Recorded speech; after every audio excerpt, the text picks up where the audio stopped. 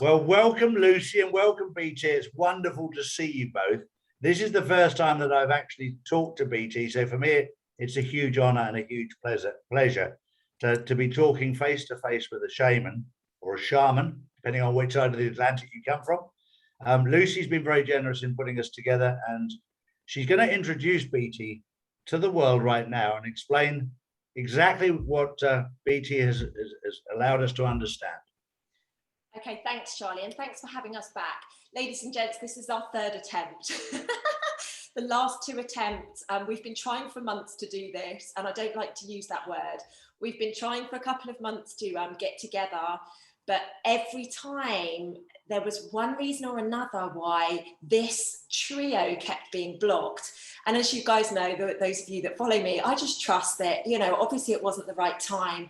And quite interestingly, last night, BT had an implication which could have meant that he didn't make it today, but we've made it happen, thank goodness, because the world is more than ready to meet the person that has been giving some incredible information, not only to myself, but stuff that I've obviously been forwarding on to Charlie, which Charlie's going to bring you up to speed on in a little while.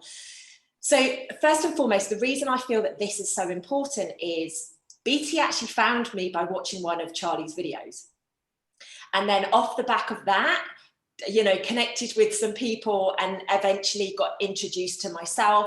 BT and I, as soon as we met and when I met his partner, it was like, boom, it was like, yes, we're back together this lifetime, right, mission on. And it's been that way ever since. I am very privileged to call him a friend, but also I look at him as somebody who is a really important mentor for the world as we step into this next phase. So I'm actually going to hand over to BT to introduce himself, because there's no way I could do him any justice. He's a shaman. He is extremely, he has been exposed to, you know, the elite side of the legalities all through his life. But BT, thankfully, it's finally happened. I'm going to throw it over to you, babe, to introduce yourself, and thank you for being here.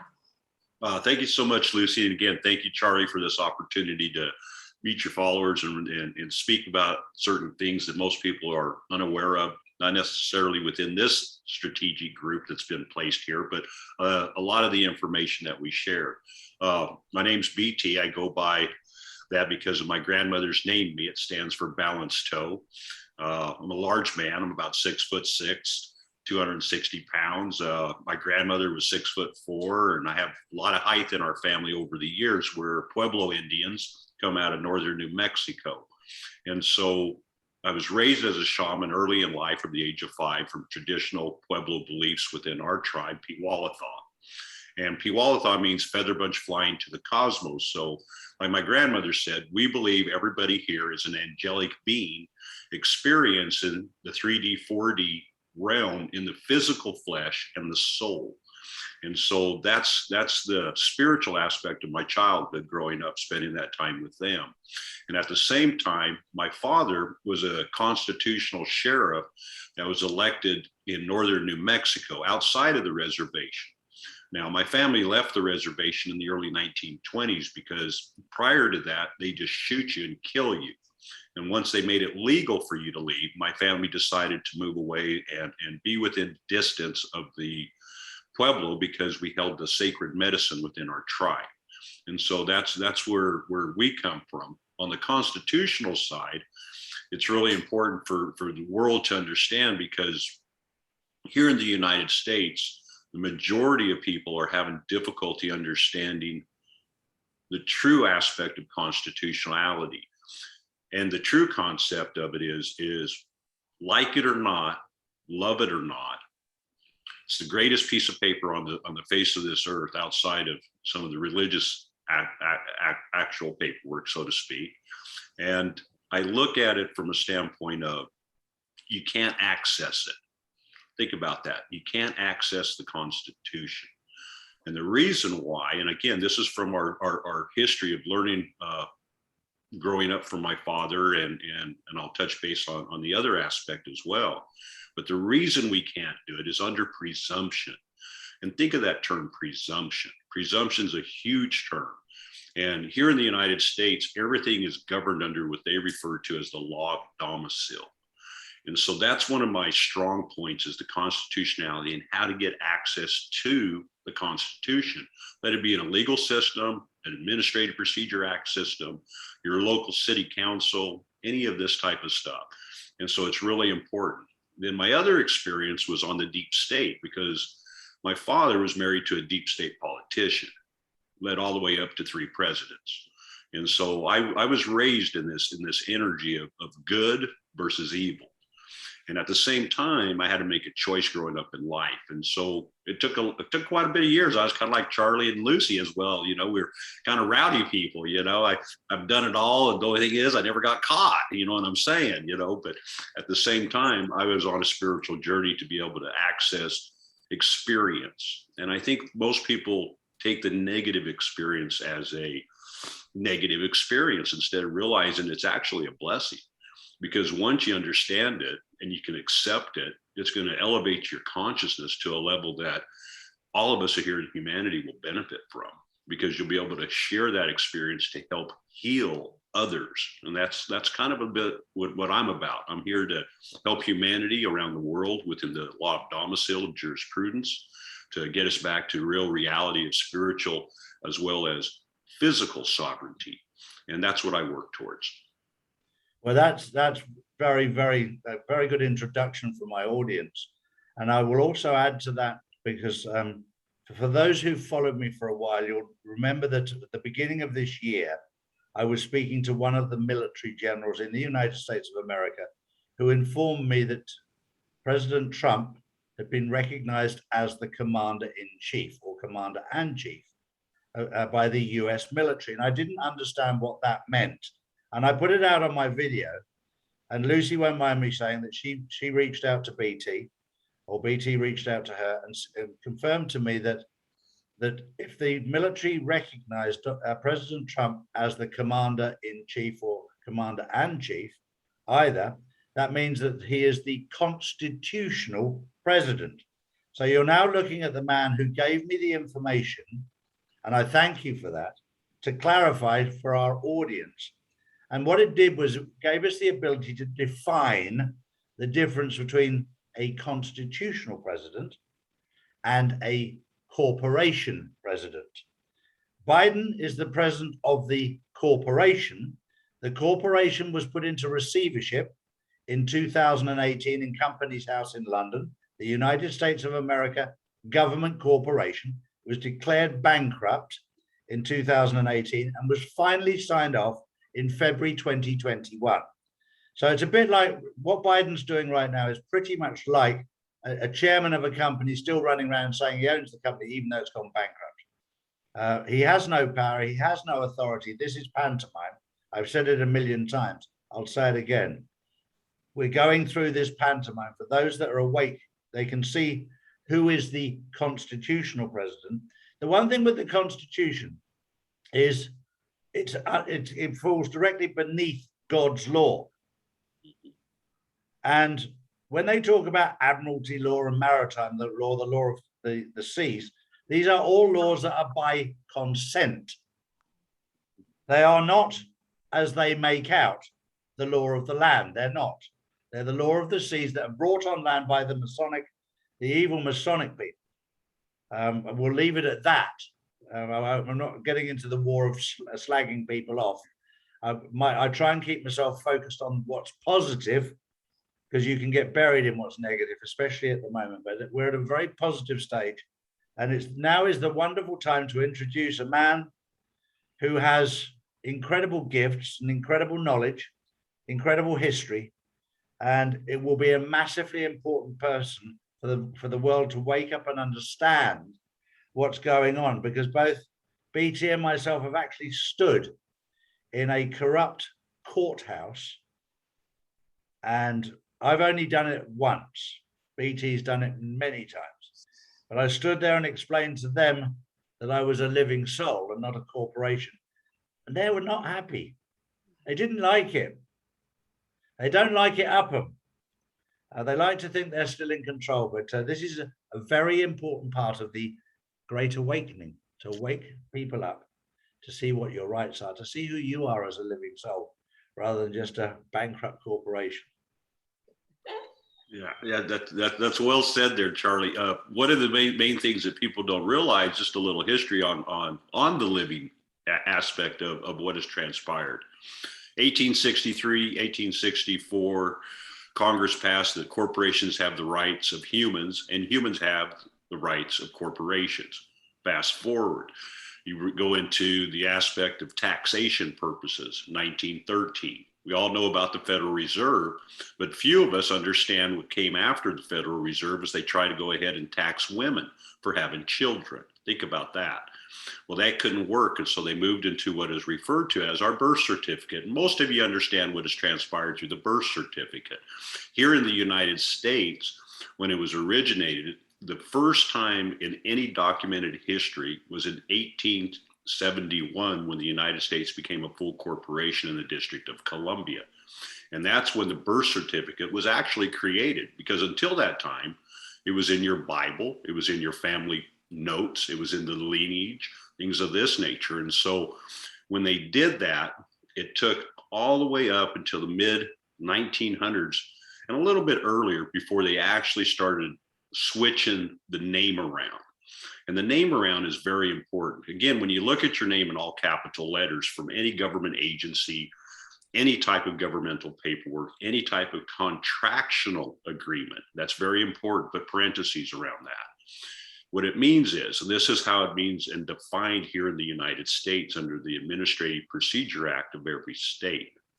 So think about this. Letters of the English alphabet only include uppercase letters. There's no distinction between type, base, or font that will be recognized. And that's the definition of a corporate name. So when you have that on your body, the presumption is that you're a corporation when the government comes around and harasses you or tries to tell you you don't have rights. The presumption is always governed, and Charlie hit it right on the head of the nail, consent. Consent is the strongest aspect of every living being because it comes under free will. Okay, it's God's gift to us. The question is, how does the government steal that gift from us that God gave us? And again, it's through our corporate name. And everything, doesn't matter if it's your address, things of this nature are all involved in the corporate aspect. When we look at our property rights here in the United States, property rights are very important because, again, property rights, once you've paid for it, technically, there's no taxation after it if you're domiciled in the correct jurisdiction of government. So jurisdiction of government are in three areas here in the United States. We have constitutionality, which means that everything is followed under common law, no injury, no court case. Something has to be injured, okay? Municipality. The municipality works in the constitutional side and works in the corporate realm only to provide services that do not compete with mom and pop businesses. Think of that.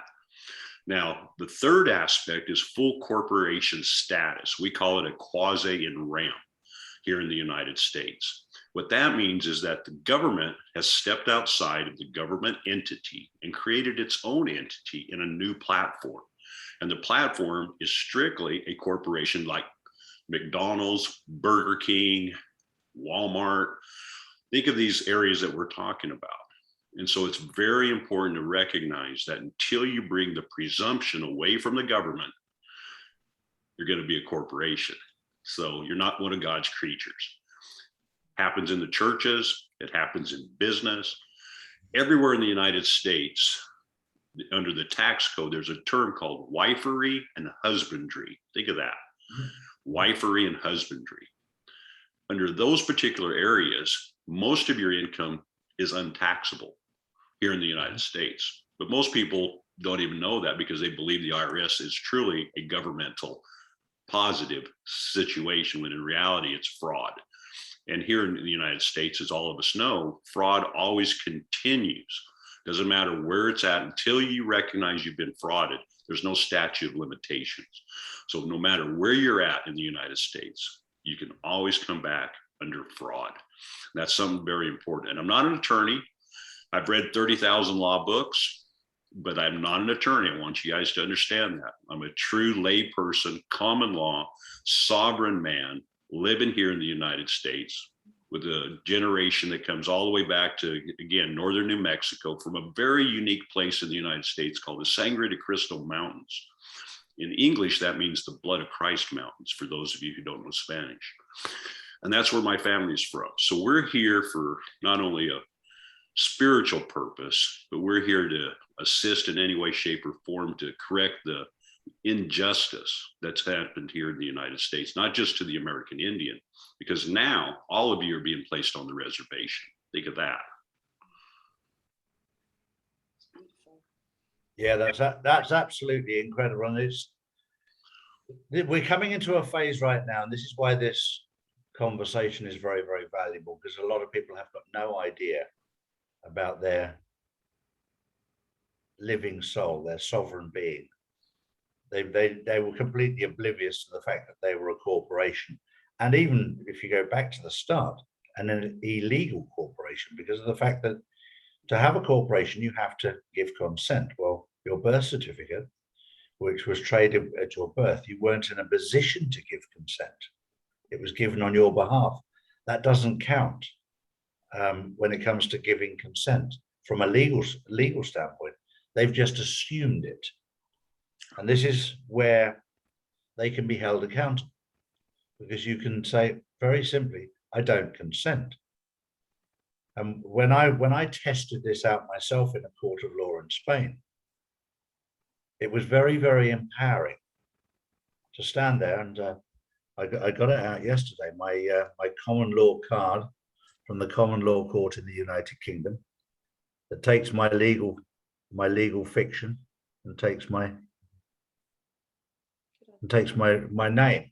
And when I declared that I was a living soul and not a corporation in the court, the court's attitude was, well, that doesn't really matter because you're on our side, you're on the prosecution side. I said, well, it might not matter to you, but it certainly matters to me.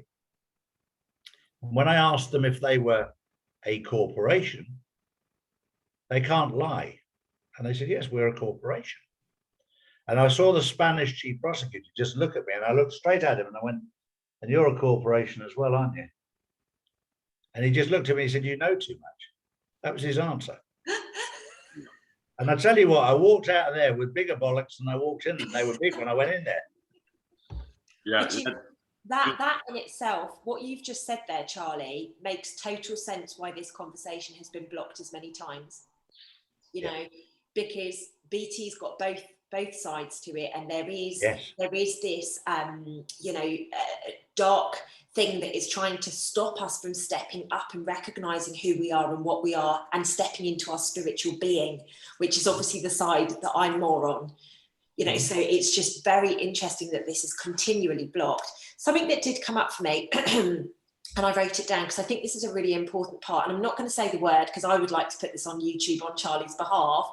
So I'm going to be talking about this now, okay? So where the universal laws are concerned, again, you have to receive consent for this. And a lot of people have been saying recently, you know, oh, it can't possibly be, you know, what they put out there as mark of the beast or anything like that, because no consent has been provided. The fact that you are, and I'd really be interested in your perspective on this, both of you, the fact that you're turning up for that, you are giving consent. And I just really wanted to clarify that, because you were talking a lot about consent and it just kept coming up. So we must clarify that if somebody is turning up, they are giving consent, whether they're actually verbalizing it or whether they know what could potentially go right or wrong. It's kind of irrelevant, I believe, and I'd like your perspective on that. It's those souls that are being coerced, i.e. maybe they've got mental health issues or some sort of, something that is stopping them from physically giving their consent, and their parent or their guardian is taking them, that I feel that this is, you know, a different angle. What's your thoughts on that, BT, just in relation to this whole consent thing? Well, when you look at it, and you look at it from two perspectives. Okay, let's look at it from a personal perspective, that you're not involved in any corporation. You're not working for a corporation, you're self-employed, things of this nature, okay? Then through the aspect of consent, legality wise, there's no legal standing for them to even push it technically, because again, it's our right to determine our medical things of this nature. When we look at it from the perspective that we see here, we're in Naples, Florida, just so you people know where we're at, okay? We're in the base of the United States, which is saving this country right here in Naples, Florida. I mean, we're the heartbeat of America right now. And so when we look at it from a standpoint of the jab and the different aspects of things of this nature, the hospitals here are actually, NCH is actually trying to, again, this is happening around the United States and around the world, trying to force their nurses and doctors to take it. So there's a lot of individuals standing up here locally and just the same around the world too. But the problem that we have is the court systems.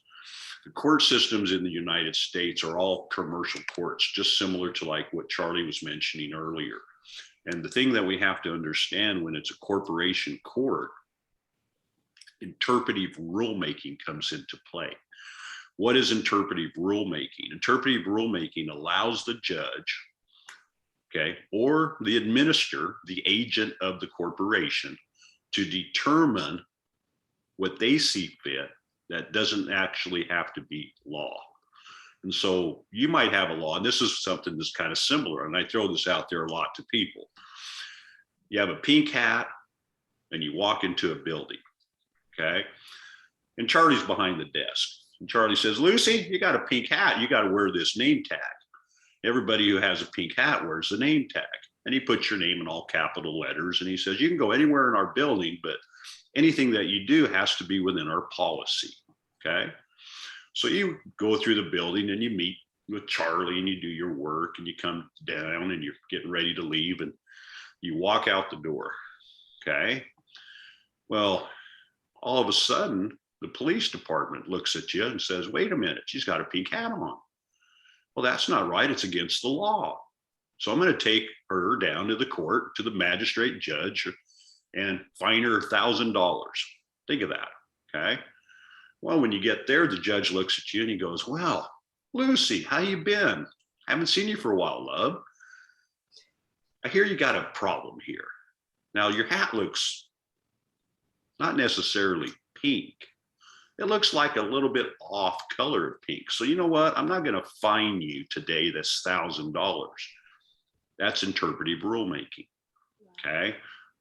He determines the color of your hat, the color of the law, the color of your person. Every aspect of his jurisdiction is fiction. Think of that. Mm-hmm.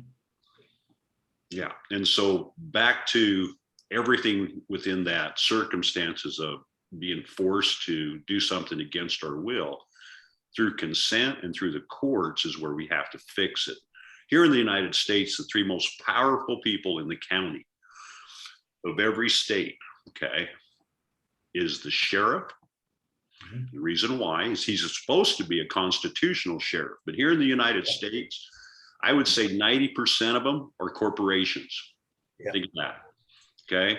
They're taking federal money, and federal is a really unique term. Federal means a league of people conspiring to contract. And so when you look at a league, what does it mean? It means conspiracy, a person to do an unlawful act, okay? So I mean, when the federal government said, hey, we're gonna be a federal government, they told us right up front, they were gonna cheat, steal, and lie, and take our money. And they have to, don't they? They have to show their hand. From a university perspective, they have to tell you everything that's going on. You know, they had to tell us that they were going to do terrorism, and it's all around. I probably shouldn't have said that word if I wanted to go on YouTube, should I? Scrap. And you know, and we know that it's hidden in places like the Vatican, in places, you know, in hidden places around the world. It's BT, your knowledge is just fascinating. I love it so much. And I hope that it's helping so many people at home, because even I'm sat here and I've spoken to you for the last year or so, and I'm like, wow, you know, this is really good as a reminder for this. Yeah, it's really important. You know, I don't know how it is over there where you're at, Charlie, but over here we have a lot of ordinances and laws that actually violate your rights to your property. Here in the United States, it was brought forth under the Standards Act in 1923. And in 1923, when they pushed everything through, that's when taxation on building permits, all these other aspects of governmental intrusion really started initiating your pocketbook. And so they were getting into your pocketbook as fast as they could. When you look at the motor vehicle, okay, most of we call it an automobile because that's the correct term when you're not in commercial use. When you're in commercial use, it's described under the US code as a motor vehicle for commercial purposes, keyword only.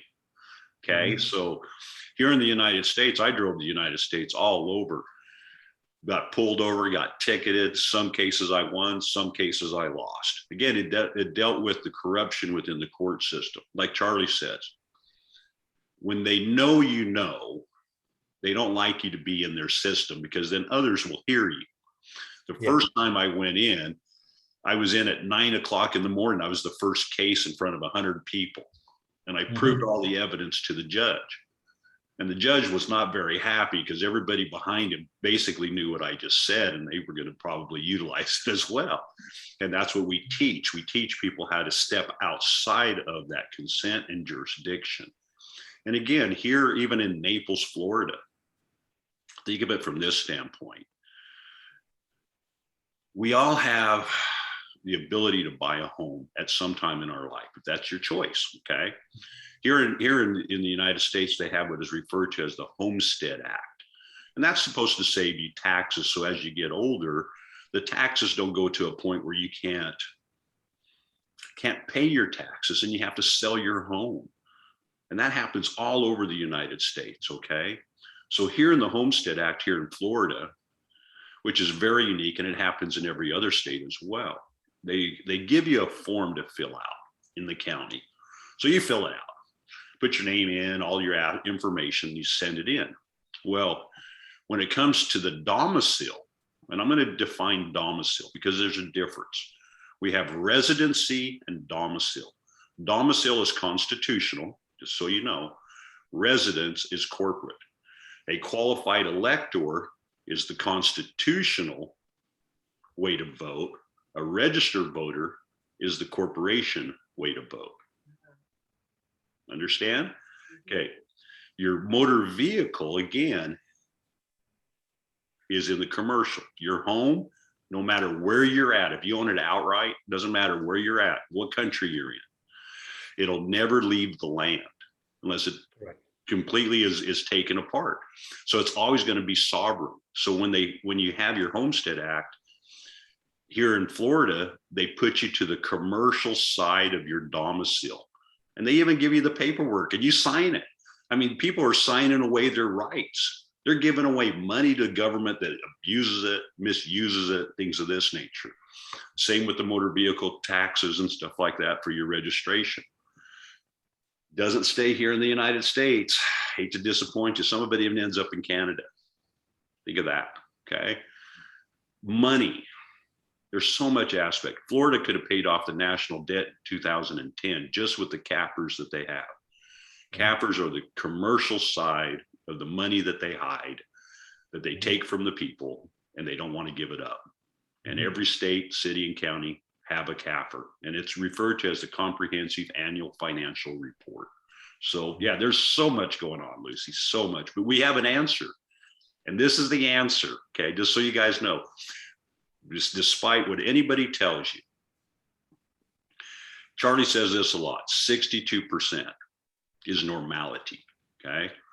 So if 62% is normality, 62% would govern consent, technically. Okay. So if every person in the United States took away the presumption of their domicile from the corporation of the government, because again, even though the federal government went bankruptcy and collapsed, every state, city, and county is still running under the commercial entity. They're not the municipality that's protecting your constitutional rights. They're like McDonald's telling you what to breathe, when to eat, when to go to the bathroom, and that kind of a thing. So we have to be able to understand that. And we do have that paperwork. We do have the answer here for everybody in the United States and everywhere else. It is the law of domicile. And nobody can change it because there's 3 areas. Domicile of birth. Charlie, where was you born at? I was born in England in a town called Ipswich. Okay, that'll always remain your domicile of birth. Yeah. Okay? And then we have the domicile of law. And domicile of law is for incompetence. Think of that. And that's where we're under the corporation status that they place under us. We're under domicile of law. We're incompetent to know what we're doing. That's what they're telling us, the government. So they dictate to us. And so under law, the only way you can change that is through the domicile of choice. Domicile of choice allows you to put yourself into the jurisdiction of constitutionality, or the municipality, or the full corporation structure if you want to be a corporate entity. You get to choose, and that's what our God-given rights are. That's a true sovereign being. We make our own decisions. Sometimes it might be hurtful, but at the long run, it's going to be a positive if we understand what we're doing. Yeah, so there's so much information to go on. When I got into the court systems, the first time I was in court, I was pretty young, and I had an old 46 Chevy pickup, Charlie, and it was a street rod, and I was in high school, and I had this policeman who pulled me over and gave me 14 tickets. He didn't like me. And the reason he didn't like me is he was giving me the high beams as he was going down the road. And this truck didn't have a high beam or a low beam. It had a mid beam because it was an antique car. Yeah. Well, he kept flashing me, and I just turned my lights on. Well, when I couldn't back on, he kept flashing me, and I was trying to let him know I didn't have any way to turn it off. It was a mid beam. It was a section. Well, when he came up to me, I had a spotlight next to my truck, and so I just rolled it over and hit him with it. Didn't know it was a policeman until that time. Okay, so that's why he gave me all the tickets. Well, when I went into court, he had never lost a case in his whole entire life as a state policeman. And so my first question to him was, have you read the manual? And he, well, I've been doing this for so long, and he was getting close to retirement. So I said, well, if you've read the manual, then you should know that all vehicles prior to 1953 are exempt. So there's no tickets. And so the judge dismissed the case, and unbeknownst to me, they actually had a bet, because this guy was retiring, to see if he would go out with winning every case or losing a case. Well, he lost the bet because of me. And so I was followed around by him for quite a few months until he retired, just so he could get even, I'm sure. But there's so many realities that are going on there. Well, I love that story. And it's, I've done a few shows here about teaching people to do their research on common law and stand up for your rights. And there was, when you're under pressure, people react in a different way. And there was one of the guys, he got arrested at one of the marches, and he'd forgotten everything he was supposed to say. So all he said was, every time they asked him a question, he's gone, I don't understand. I don't understand. And what's your name, sir? I don't understand. You need to give me your name. I don't understand. And he carried on saying, I don't understand. They took him away. They locked him up. He kept saying, I don't understand. When he got to police, I don't understand. And he was there for 24, 48 hours, something like that. And in the end, they let him go because he didn't understand. Yep. And I thought that was beautiful. I thought that was just beautiful. Yeah, he didn't allow himself to be put underneath their jurisdiction. That's correct. Yeah, that's beautiful. They can only hold somebody like that for, I think it is 24 hours or something like that. Yeah. And he just kept saying, it reminds me of a beautiful story of a friend of mine, Lee, who this was 20, 30 years ago. And he lived in England, and he had this special place for disadvantaged children for their protection. And this was always his life dream. And Princess Diana came to open it for him. And a week and 2 weeks and 3 weeks before, the palace had sent people up to teach him how to react when she's there and what to say and what not to say. And he went through all the training. And then when she finally turned up, he forgot everything he was supposed to say. And he just went, you'll have to forgive me, but you look absolutely gorgeous. I forgot what to say. And she said, you're not so bad yourself. And this is a lesson in life. You know, we get taught what we should say, but we've been taught by the wrong people. Yeah. And if it comes from here, it comes from God. It's that simple. When I was younger, because I'd learned that God was in the heavens, he's up there somewhere. No. He's not, he's in there. When you connect within here and you stop looking up there and looking up in the sky, then you find it's inside you. This is what I talk about, resetting your moral compass.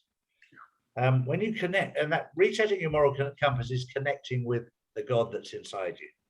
And I had this discussion with my wife, and she's going, well, I've never called that God, but I have a connection with what's inside me. I said, it doesn't matter what you want to call it, but what matters is that you're connected to your spiritual side. Yeah. Then your frequency will rise. In different countries, God has a different name. In the Middle East, he's referred to as Allah. The direct translation of Allah is God. Yeah. When I moved from England to Spain, I never forget that, because I'd heard of Jesus in the churches when I was younger, but every second bloke in Spain was called Jesus. I was like, really? Zeus. And suddenly you just go, this is a name. Yeah. And then once you connect to the spiritual side inside of you, and this is why it's very important to talk to you, BT, because you're a shaman. You come from a bloodline of people connected on a spiritual level. And right now, we're moving out of darkness into light. And we need guidance. And people like you are absolutely important right now, beyond you could ever imagine. Because this is what helps people set their moral compass, when you understand a shaman. Yeah, it's been a really interesting journey. I mean, I was one of the very first people that went to a place in California called Bhakti Fest. And it's a big yoga retreat, one of the most beautiful areas, to go to. It's in Joshua Tree, California. And to communicate different beliefs, it's like what you said earlier. You might have a name for Christ, but there's a different name in every aspect. In our belief system, in our area, we call him the peacemaker. Mm-hmm. And think of this in our tradition, okay? Instead of Christ in the Bible as he walks on the water, our peacemaker had a stone canoe. Think of that, a rock canoe. So, I mean, that's no different than walking on water if you think about it. Mm-hmm. So again, it's very important for people to recognize the spiritual entity. And in our traditional belief, the spirit lives in your heart, okay? And so when we come here, the spiritual aspects, we maintain the spiritual light entity and energy on our left side of our body, the feminine side.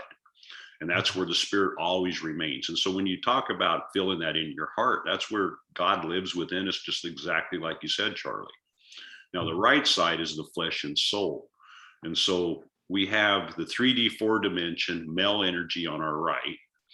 We have the feminine spirit and light energy on our left. Two frequencies, just so you know. They coexist by free will. Understand that? Okay. And so here in the United States and here around the world, when we look at each and every person, what choices have you made? What choices are you living with? Now, in our tradition, this is something that's a little bit different than most. We believe that the soul never leaves Earth because it's a 3D, 4D frequency. Think of that, okay? So if it never leaves the Earth, what happens to the soul? How do we return back to spirit? This is our belief. And it's kind of interesting that we live in a time where we can kind of make it a little easier to understand. If the flesh and soul is like always going to remain here on Earth, and it maintains all the memory of our life existence and this lifetime, okay, not other previous, just this one, and it doesn't go anywhere, how does that information get back to God, to source? In our belief, the soul, right before you take your last breath, plugs in like a thumb drive into the spirit that lives in your heart, where God lives.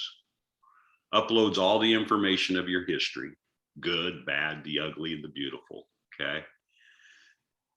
that spirit, because it is of Christ, of God, energy, so to speak, it has the same frequency of God. So it can go back and hang out in the same frequency. And so it goes back to the collectiveness of consciousness, drops off your memory, and then it goes back to God. And so that's how we believe the transition comes, through reincarnated stages.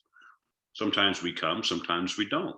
Many of us have been here many times since the beginning of Earth to help situate, positive things for humanity. Others have been here many times to cause chaos for humanity. Because wherever we're at, we always have to understand, even when these 1,000 years of peace and harmony come through, there's always going to be a balance of spiritual light and shadow energy. Choice is free will, and we have to understand that. I think what you just said there, BT, is very, very important, because a lot of people see New Earth, as I like to call it, as all it's just going to be rainbows and unicorns and sparkly things. But what's going to happen from my perspective, and again, it would be interesting to hear your thoughts, is we will maintain that duality. It just won't be as severe as we've got today. This really, really dark shadow sludge that we're stepping through, it's not going to be that heavy, but there is still going to be this polarity. Yes, I definitely believe that we're going to have, like you say, that dark sludge that we're going to be stepping in and out of. And I think it's very important to recognize that it's always going to coexist, because again, there always has to be a balance. It doesn't matter, let it be spiritual light versus shadow energy versus the planets around the world or the cosmos. They all are in a spiritual balance or a cosmic balance. There always has to be a half and half. You can't have something on one side be overloaded versus something on the other side. Otherwise, you'll sink the ship, so to say. So, that's one of the things that we have to understand, but we have total control over it, because again, through our free will existence, we can determine what's best for our highest good. The question is, do we actually determine? Think about it from this standpoint as a suggestion. When you have difficulty with a family member, okay, and I've had difficulty, I'm sure all of you have, okay. I mean, if you're going to get real, okay, you got to be honest. When you have difficulty with a family member, you can correct it, fix it. And sometimes you actually have to move on, step outside, away from the family, so you can maintain your integrity and your life. Because again, sometimes family members will bring you down, no different than other people will try to steal your dream because you shared it with them. Things of this nature. The reality that we have, think of some of the most profound statements that have been made in mankind, humankind, female kind. Okay. Martin Luther King, he said, "I have a dream." And most of us understand that statement, "I have a dream," because again, he had followed up with all of us coming together in unity. Okay. But what do you think if Martin Luther King would have came out and said, "I have a reality"? Think of the importance of that word. It would have happened. We would be living in unity, because we had the momentum of the cosmic energy of the United States working together to make things better. But instead, he left it in the dream world. That's why it's never been fixed. Love that. Oh, I love that. I just got goosebumps down the left-hand side of my body. Spirit likes that.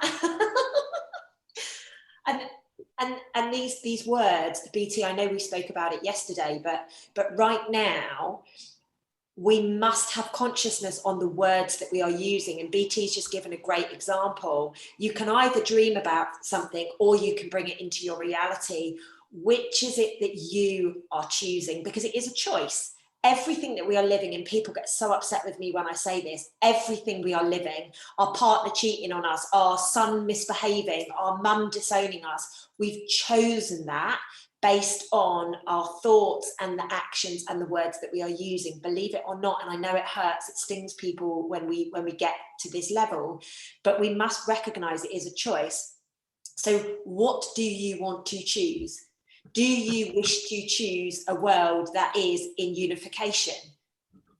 do you wish to choose yourself being God, or do you still wish for it to be outside of you? There's actually a third choice, which is evil, which is the Black Lives Matter that are trying to divide us. You know, you can have the dream, or we can make it a reality, or we can concede to these fascist, racist groups of people that are trying to divide us. And now we're seeing it in plain sight. But I can assure you right now, if you cut BT and I in half, our hearts are exactly the same color and we bleed exactly the same color blood. Exactly. Yeah. Yeah. And the beautiful part about that is we're all connected without even having to cut our hearts apart. Exactly right. Exactly. And that's a good thing, you know. I mean, exactly right. When I'm around people, I've been very blessed, and sometimes it's hilarious because I never forget a face. Think of that. I might forget your name, and I'll be honest, but I never forget a face. But I can always figure out where I met you. And I've done this throughout my whole entire life. And I've been in airports where I haven't seen somebody for 30 years. And I'm with Carla, my spouse, and I'll say, I know that person. She's like, oh, do you really? And I'm like, yes, I do. And she's like, where do you know him? And I'm like, I don't know, but I know him. And pretty soon I'll get up and I'll go talk to him. And sure enough, I've known him. We've met. And this is, years down the road. But it's important because, again, when you're in pain, Charlie, I feel it. When you're feeling tired, I can feel it when I watch you. I mean, that's just the reality because, again, we are connected. And when you see somebody who's ill, you feel that energy as well. And so the main thing we have to understand is when I see you feeling, without energy, I send frequency and energy to you. And I'm sure many of your followers do, many of the people that you work with, your friends, all this stuff. And that's what we do around the world. I mean, we set up medicine wheels, we do ceremonies all over. And it's really, really beautiful. One of the most beautiful ceremonies we did was in France at the Colosseums that the Romans built, where they used to, go kill and pillage the village, so to speak. And we went in there and did ceremony and smudged the entire stadium. And I'm the first shaman that ever smudged the racetrack of Monaco. Think of that. Wow. Yeah. And I love antique cars and trucks. So to me, that was like God just giving me a kudos slap on the back saying, hey, you're rewarded here. Thank you for coming. So, that's how I look at life. We have to be able to share, but also understand that we are connected. Yeah. You've just given me a flashback talking of Monaco because I'm currently down in Varna in Bulgaria, where my wife grew up as a gymnast, and we live down in Malaga in Marbella, down in southern Spain. And after about 6 months of being together, maybe a bit longer, maybe a few years, she asked me she had a lot of stuff, personal stuff that was here in Bulgaria that needed picking up. So I drove. For one day, I drove from Malaga all the way to Italy, non-stop for 18 hours, just fueling. Slept in Italy for about 4 hours, and then did another 18 hours and drove all the way down to Bulgaria, another 18 hours, so 36 hours with a 4-hour sleep. And on the way back, I brought her father back with us. And of course, we literally went right past Monaco. And he said, I've never, ever seen the racetrack in real life, never. So we drove down and drove around the racetrack. It was a road, so it was the roads rather than the racetrack. And of course, there's certain epic parts of going through the tunnel and the hairpins, etc. And I was watching his face. Like, for me, I have been there in the past, but watching his face, looking around, feeling the tarmac. For a petrol head, you have to be a petrol head to understand that. There's a very special feeling to being in a place like Monaco. So when you mentioned it, it brought back some really beautiful memories that are linked to where I am right now. Yeah, that's beautiful. Yeah, it is. You have to be a gearhead to love Monaco. You do. I mean, I grew up watching it on TV, and I can still, I still hear the sound. I can still, I can feel it. I can see it. And it's beautiful. It's very much a man thing as well. There's some girls that like it, but there's a tunnel near where we live in Spain, near Porto Banús, where all the guys who've got Lamborghinis or Ferraris have got this thing that they have to drop it into second gear to go through the tunnel. and get it up to 9,000 reps. Now, blokes just look at each other and smile because it's that sound. And women go, why is he doing that? What's that about? He's making a lot of noise. That's a boy thing. Those muscles, you know. Exactly. I'm going to go there rather than anything else. Yeah, exactly. No, it is a boy thing. And I think we've all, that leads me into this. I think we've all got to get in touch with our boy inside us, our girl inside us, and get back to our foundations. Yeah, I think our childhood, you know, in our age and age group, you know, we're baby boomers. And so I think we're really, you know, fortunate, even though we probably had a little harsher adjustment, you know, than the kids nowadays, so to speak, when it comes to, you know, being taught right from wrong, so to say. And, you know, the stiff hand versus just a soft touch on the back and things of this nature. And, you know, we look at all those aspects, and then you look at the aspect of growth and taking responsibility and teamwork, things of this nature. And that's one of the things that we've lost here as children here in society. I mean, when you look at everybody receives an award, no matter if you are the winner or the loser, it takes away from the individual growth. I mean, I'm grateful for the times I lost because it gave me strength and the ability to see why I lost. And then I was able to overcome that loss and win. And that's the important thing. I mean, you know, we're not always going to be winners.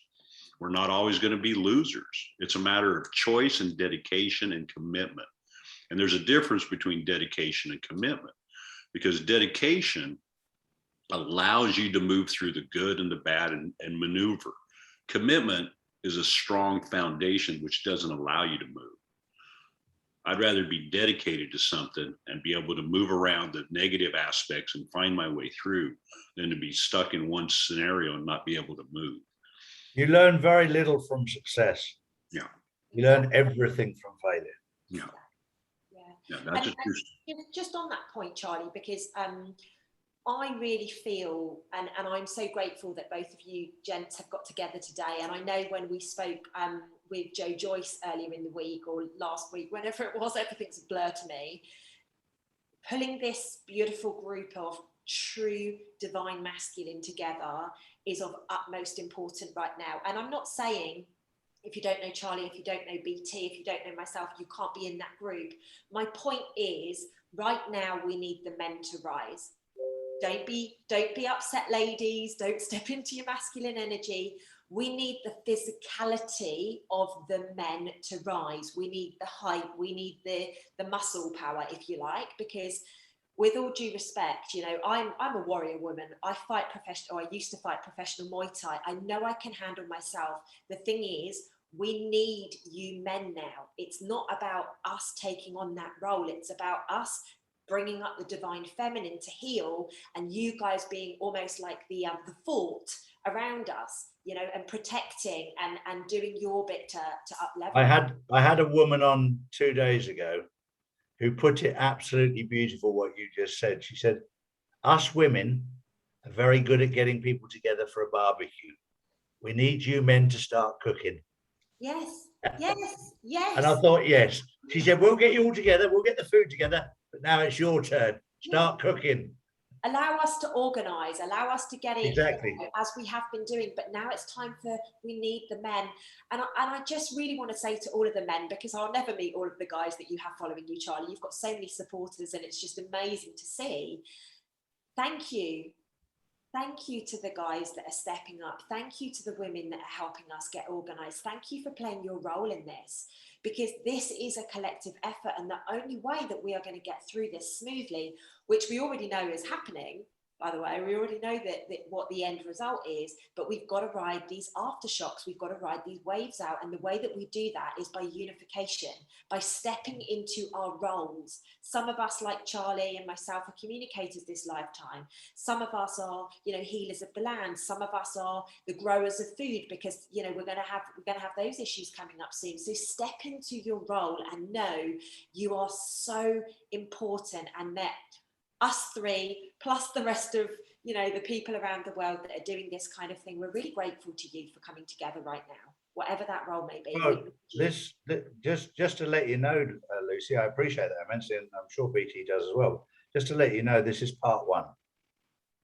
There's plenty more parts to come from BT, myself, and you. So, oh my gosh, and I shall look forward to this, because this is what people need. it's BT's like my hidden gem. I was actually talking about his partner. I think it was yesterday when we did a video, or the day before when we did a video, and Carla, BT's partner, was like the hidden gem, because she, you know, would come on and me and her would have mad intuitive conversations, and we literally just did a video with her that went out yesterday. But as far as your community is concerned, BT is the hidden gem, you know, like the wisdom that he is going to share going forwards. And it's been blocked. BT and I have both been frustrated in the past, haven't we? Because we were like, what's happening? Why is this being blocked? But it's the divine time right now. And BT, I'm sure you can resonate with that. It's now that you were needed. Oh yeah. Yeah, I definitely agree with that. And you know, I've been kicked off Instagram and Facebook and all the other stuff, you know, because again, I speak the truth, and Charlie understands this as well as Lucy and the rest of you out there. You know, when you speak the truth, and we're dealing with shadow energy, people that are not of light energy, okay, because it's their choice. Again, it doesn't mean that it doesn't exist within them. It just means they haven't turned it on. And that's something that we have to, you know, give compassion towards, you know, as well as understand we don't have to hang out with them. Okay, so. Really good point that you made there, boundaries. Yeah, well, I'm going to thank you both very, very much for this, because this has been very, very constructive. And we are in a very, very important phase right now as we move from darkness into light. And for people to understand their rights as a living soul, as a gift from God, and to also remember that God gives life and God can take it away. It's not man's job to reduce the population. God never made any mistakes, never has done, never will. If he thought there was too many people, he could very easily change that. He hasn't. Love that. So I want to thank you very, very much. Thank you both. I love you. I love everybody. Speak to you all super soon. Thank you very much. You're welcome. Thank you.